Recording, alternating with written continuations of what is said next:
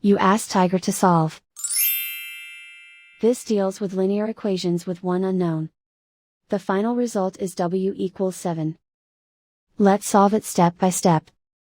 Simplify the expression. Expand the parentheses. Simplify the arithmetic. Swap sides.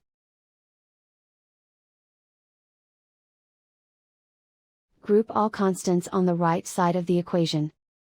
Add 4 to both sides.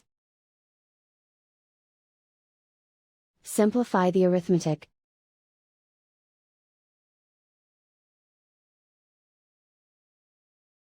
Isolate the w.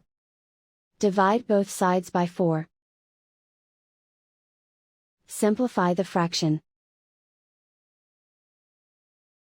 Find the greatest common factor of the numerator and denominator. Factor out and cancel the greatest common factor. And so the final result is w equals 7.